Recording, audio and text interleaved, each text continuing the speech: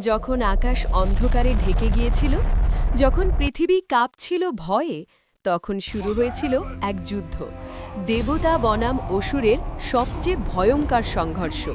অসুরদের গর্জনে দিক বিদিক কেঁপে ওঠে। তাদের শক্তি এত ভয়ঙ্কর ছিল যে দেবতারাও একে একে পরাজিত হচ্ছিল। ইন্দ্রের বজ্র ব্যর্থ, বরুণের জল শুকিয়ে যায়, অগ্নির শিখা নিভে আসে, স্বর্গ প্রায় পতনের মুখে।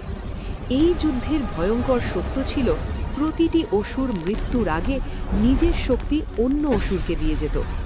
যুদ্ধ যত বাড়ছিল, অসুররা ততই অমর হয়ে উঠছিল। দেবতারা বুঝে গেলেন এই যুদ্ধ অস্ত্র দিয়ে জেতা যাবে না। তখন তারা স্মরণ করলেন সর্বশক্তির উৎসকে। শক্তি নিজেই রূপ নিল, প্রলয়ের আগুনে জন্ম নিল মহাশক্তি, যিনি ধ্বংসের মধ্যেই রক্ষা। এই যুদ্ধ আমাদের শেখায়, যখন অধর্ম সীমা ছাড়ায়, তখন শক্তি নিজেই পথ বেছে নেয়।